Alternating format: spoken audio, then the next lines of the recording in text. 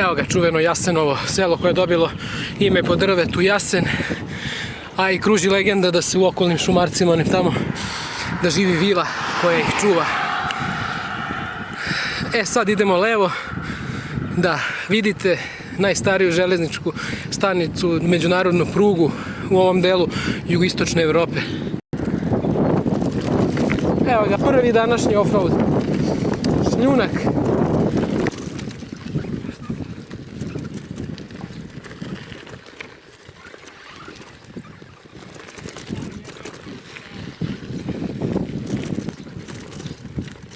Stara zdanje, tipska gradnja, napušteno.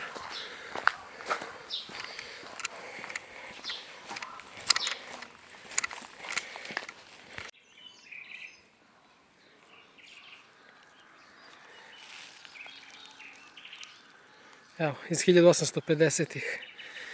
Tad je otvorena i puštena u rad. Sve je zaraslo, ne vidi se više pruga. Ovo je bila prva pruga na Balkanu i povezivala je dva rumunska mesta, rudnik u Moldavi i prevozio se čelik do Rešica, do Čeličane. Poslije je bila i za putnički saobraćaj, ali eto, sad je pod zaštitom države i samim tim je napušteno, zapušteno, ništa se nije uložilo.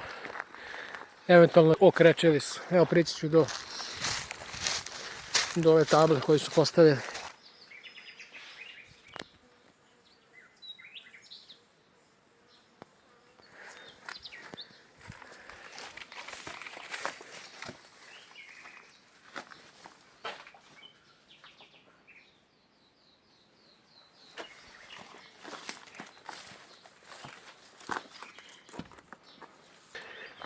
Sad je samo jedan spomenik železnici. Čuju se neki čudni zvuci na sve strane ovdje.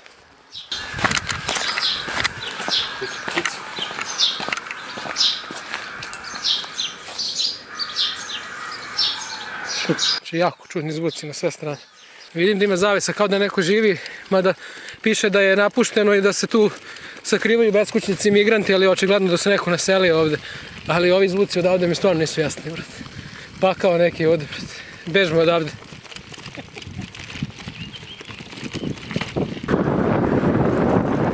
Još sam pod utiskom i ne znam šta sam čuo. Ona buka nenormalnih zvuka, neopisivih. Kao vrata pakla neka, ne daj Bože. Uj.